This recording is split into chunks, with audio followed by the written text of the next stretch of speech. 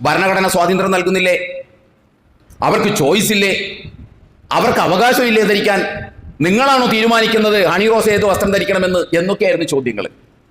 2 ആഴ്ച പിന്നിട്ടപ്പോ മുസ്ലിം സ്ത്രീകളുടെ വസ്ത്രം വന്നപ്പോ, വസ്ത്രത്തിന്റെ കാര്യം വന്നപ്പോ ഈ ഏഷ്യാനെറ്റിനും അതുപോലുള്ള ചാനലുകൾക്കൊന്ന് ചോദിച്ചൂടെ, മുസ്ലിം സ്ത്രീകൾ ഏത് തരം വസ്ത്രം ധരിക്കണം എന്ന കാര്യം ഭരണഘടന അവർക്ക് സ്വാതന്ത്ര്യം നൽകുന്നുണ്ട്, അത് അവരുടെ ചോയ്സ് ആണ് എന്നെന്ത് ഇവർ പറയാതെ പോയത്?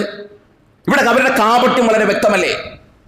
കാപട്യത്തിന്റെ ആഴം നിങ്ങളൊന്ന് ആലോചിച്ച് നോക്കൂ. 2 ആഴ്ച 3 ആഴ്ച മുമ്പ് രാഹുൽ ഈശ്വറിനോട് ചോദിച്ച ചോദ്യം, അതേ ന്യായം എന്ത് മുസ്ലിം സ്ത്രീകളുടെ കാര്യം വന്നപ്പോ ഭരണഘടന അവർക്ക് അവകാശം നൽകുന്നുണ്ടല്ലോ.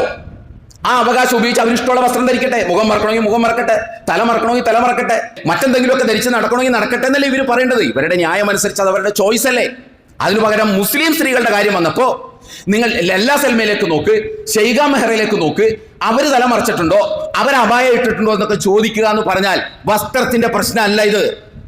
ഇതാര് എന്ത് പറയുന്നു എന്നതല്ല ഇവിടെ, ഇതാര് പറയുന്നു, ആര് ചെയ്യുന്നു എന്നതാണ്. വാട്ട് സെയ്സ് എന്നതല്ല, ഹൂ സെയ്സ് എന്നതാണ്. ആര് പറയുന്നു, ഇത് ആര് പറയുന്നു എന്നതാണ് പ്രശ്നം, അല്ലാതെ എന്ത് പറയുന്നു എന്നതല്ല. എത്രമാത്രം ഗൗരവമുള്ള ഇവരുടെ കാപട്യത്തിന്റെ ആ ഒരു ഡെപ്തും ഡെൻസിറ്റിയും ഒന്ന് ആലോചിച്ച് നോക്കിയേ. നിസാര നാളുകൾ കൊണ്ട് എത്ര 2-3 ആഴ്ച വ്യത്യാസത്തിന് നിലപാട് മാറുന്നത് കണ്ടില്ലേ?